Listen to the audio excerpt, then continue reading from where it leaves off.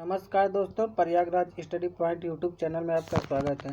दोस्तों, इस वीडियो में हम देखने वाले ऐसे क्वेश्चन हैं जो कि अब तक बार बार एग्जाम में रिपीट करता है। ये साइंस के 500 मोस्ट इम्पॉर्टेंट क्वेश्चन हैं जो कि आने वाले एग्जाम में बहुत इम्पॉर्टेंट हैं। तो चलिए बिना समय गंवाए वीडियो को स्टार्ट करते हैं।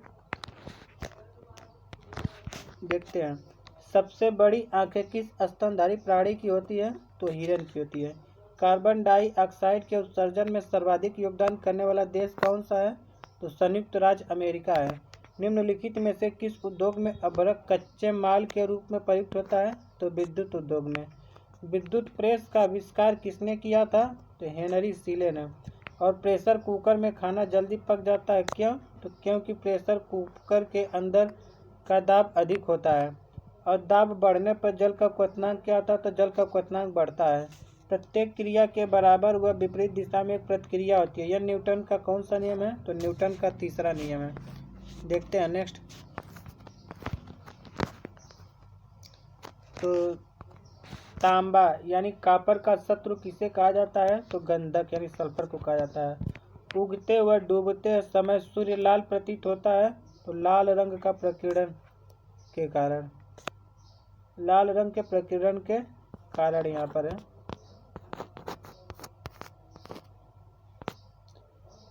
नेक्स्ट देखते हैं, रेडियो एक्टिविटी की खोज कौन किया था? हेनरी बेकुरल ने।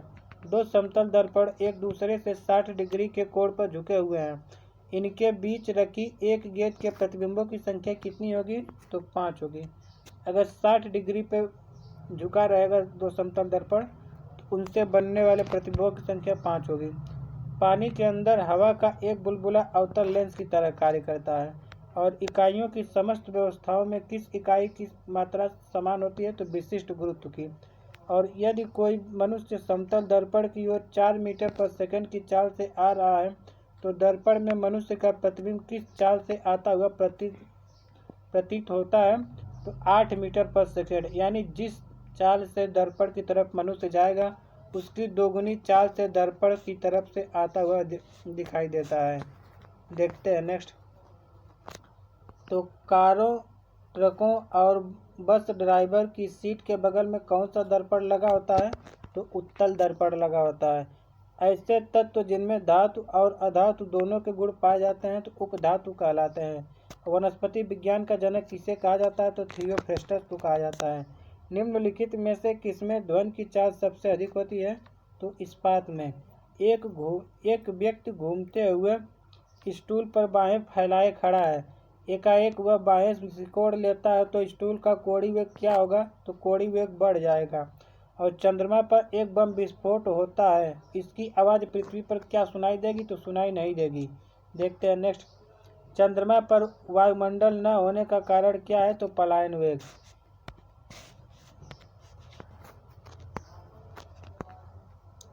और यदि सरल लोलक की लंबाई 4% बढ़ा दी जाए तो उसका आवर्तकाल क्या होगा? 2% बढ़ जाएगा।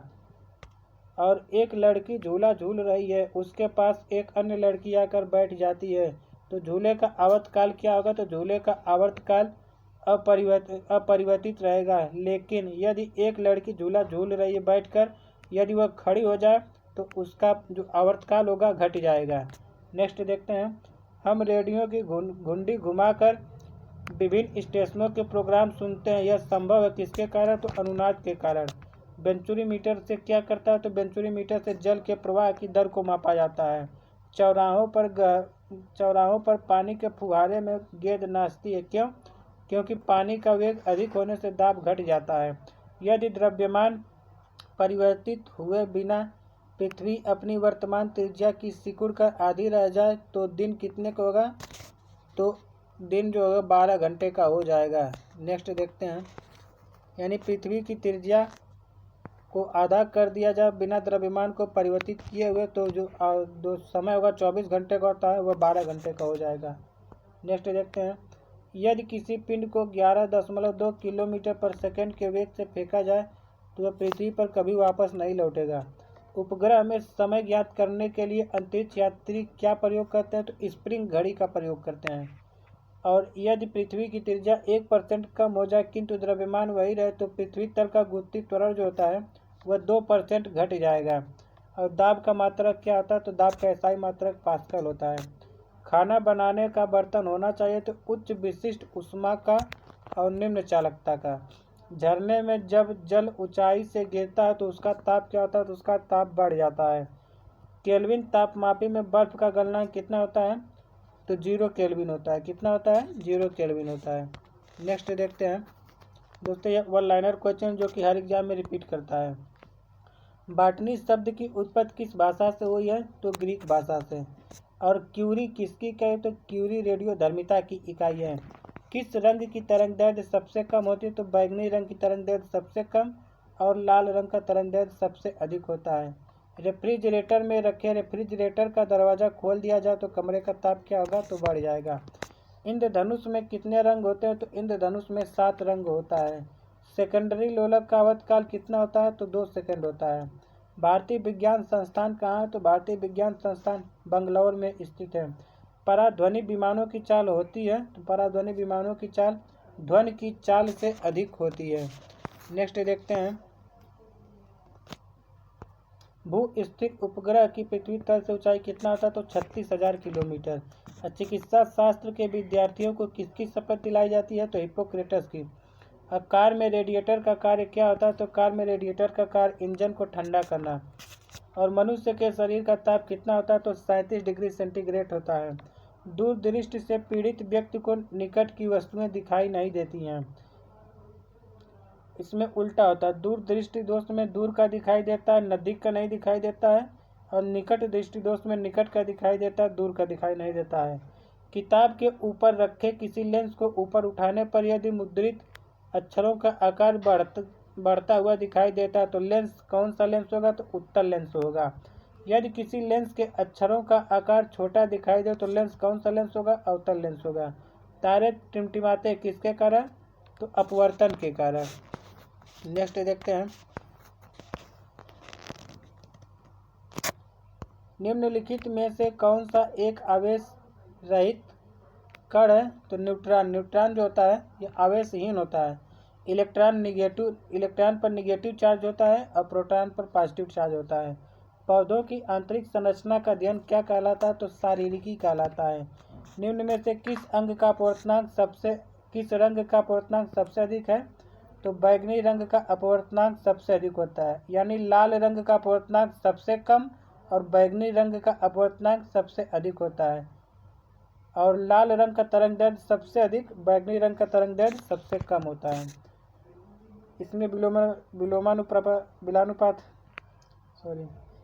स्वच्छ जल से भरे तालाब की गहराई 3 मीटर प्रतीत होती है। यदि हवा के सापेक्ष जल का अपवर्तनांक 4/3 है तो तालाब की वास्तविक गहराई कितनी होगी?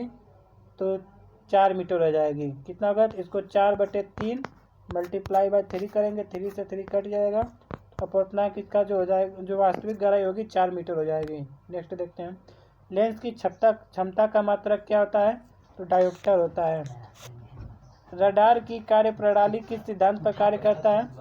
तो रेडियो तरंगों का परावर्तन पर। नेक्स्ट देखते हैं, प्याज, मरचा, लहसुन, मसाला। न्यूटन की गति के नियमों के अनुसार निम्न में से कौन सा कथन सत्य है? तो द्वितीय नियम से बल की परिभाषा ज्ञात की जाती है। प्रथम नियम से बल का व्यंजन प्राप्त होता है। नेक्स्ट देखते हैं, तो किसी पिंड के उस गुणधर्म को क्या कहते हैं जिससे वह सीधी रेखा में विराम या एक समान गति की स्थिति में किसी भी परिवर्तन का विरोध करता है? तो जड़त्व। लेजर निम्न सिद्धांत पर कार्य करता है। तो लेजर विकिरण का उद्दीप्त उत्सर्जन के सिद्धांत पर कार्य करता है। और दलदल में फंसे व्यक्ति को लेट जाने की सलाह दी जाती है। क्यों? क्योंकि क्षेत्रफल अधिक होने से दाब कम हो जाता है। और बर्फ के टुकड़ों को आपस में दबाने पर टुकड़े आपस में चिपक जाते हैं। क्यों? क्योंकि दाब अधिक होने से बर्फ का गलनांक घट जाता है। नेक्स्ट देखते हैं,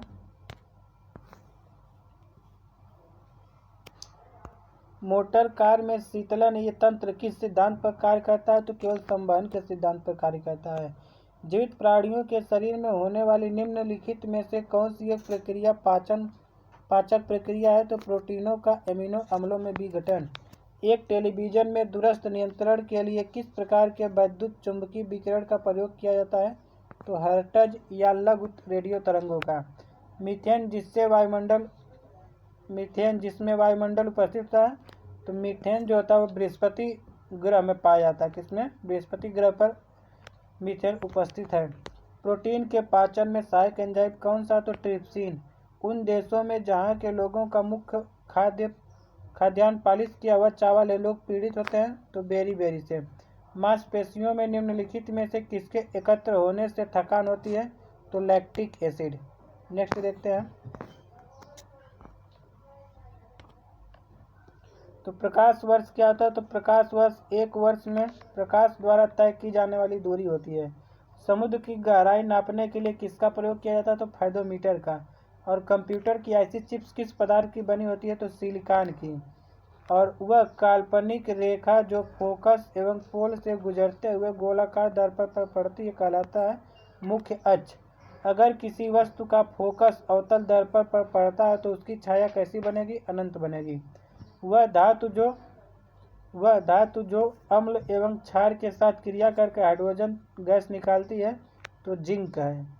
जिंक जो है अम्ल एवं क्षार के साथ क्रिया करके हाइड्रोजन गैस का उत्सर्जन करती है। जीव विज्ञान शब्द का प्रयोग सर्वप्रथम कौन किया था? तो लैमार्क एवं ट्रेविरेनस ने। कार्य का एसआई मात्रक क्या? तो कार्य का एसआई मात्रक जूल होता है। देखते हैं नेक्स्ट। प्रकाश वर्ष इकाई है तो प्रकाश वर्ष दूरी की इकाई है। एक ही प्रकार के परमाणुओं से मिलकर बना पदार्थ क्या कहलाता है? तत्व कहलाता है। दो या दो से अधिक तत्वों के मात्रा के विचार से एक निश्चित अनुपात में संयोग करने से बना पदार्थ यौगिक कहलाता है। किसी ध्वनि स्रोत की आवृत्ति में होने वाले उतार चढ़ाव को डॉपलर प्रभाव कहा जाता है। और कोई कण एक सेकंड में जितने कंपन करता है उस संख्या को क्या कहते हैं? फ्रीक्वेंसी यानी आवृत्ति कहते हैं। वायु में ध्वनि की चाल 332 मीटर पर सेकंड होती है। यदि दाब बढ़ाकर दोगुना कर दिया जाए तो ध्वनि की चाल क्या होगी? तो ध्वनि की चाल 332 मीटर पर सेकंड ही रहेगी, क्योंकि ध्वनि पर वायु दाब का कोई प्रभाव नहीं पड़ता है। देखते हैं नेक्स्ट। निम्नलिखित में से समय का मात्रक नहीं है तो प्रकाश वर्ष। प्रकाश वर्ष क्या है? प्रकाश वर्ष दूरी का मात्रक होता है, न कि समय का मात्रक। पार्सेक इकाई है तो पार्सेक दूरी की इकाई है। निम्नलिखित में से कौन धातु होते हुए भी विद्युत का कुचालक है? सीसा। सीसा एक धातु है और धातु होते हुए विद्युत का कुचालक है। और निम्नलिखित में से किस अधातु में धातुई चमक पाई जाती है? तो ग्रेफाइट। ग्रेफाइट एक ऐसी अधातु है जिसमें धातुई चमक पाई जाती है। एक गुब्बारे में हाइड्रोजन व ऑक्सीजन गैस के बराबर अणु हैं। यदि गुब्बारे में एक छेद कर दिया जाए तो हाइड्रोजन गैस तेजी से निकलेगी। क्यों? क्योंकि हाइड्रोजन ऑक्सीजन से हल्की होती है। कपूर के छोटे छोटे टुकड़े जल की सतह पर तैरते हैं। किसके कारण? तो पृष्ठ तनाव के कारण। पानी का घनत्व अधिकतम होता है तो 4 डिग्री सेंटीग्रेड पर। देखते हैं नेक्स्ट।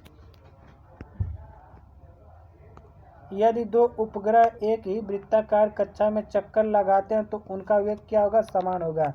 पृथ्वी की परिक्रमा कर रहे एक उपग्रह से एक पैकेट छोड़ दिया जाता है तो उपग्रह के साथ उसी चाल से पृथ्वी की परिक्रमा करता रहेगा।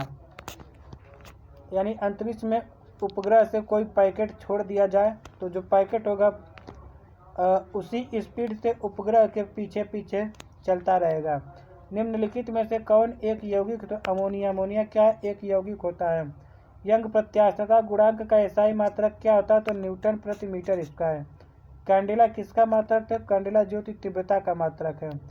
जल एक यौगिक है। क्यों? क्योंकि इसमें रासायनिक बंधों से जुड़े हुए दो भिन्न तत्व होते हैं। नेक्स्ट देखते हैं। वह विज्ञान जिसका संबंध जीवधारियों के अध्ययन से होता है तो क्या कहलाता है? जीव विज्ञान कहलाता है। फाइकोलॉजी में किसका शैवालों का अध्ययन किया जाता है? और जूल निम्नलिखित में से किसकी इकाई है? तो जूल ऊर्जा की इकाई है। मात्रकों की अंतर्राष्ट्रीय पद्धति कब विकसित की गई थी? लागू की गई थी 1971 में। और चमगादड़ अंधेरे में उड़ते हैं। क्यों? क्योंकि चमगादड़ पराश्रव्य तरंगों को उत्पन्न करते हैं। तो दोस्तों इस वीडियो में सब क्वेश्चन ही देखेंगे। इसी प्रकार हमारा 5 वीडियो कम से कम आएगा। तो हमारा जाकर 500 क्वेश्चन कंप्लीट होगा। धन्यवाद।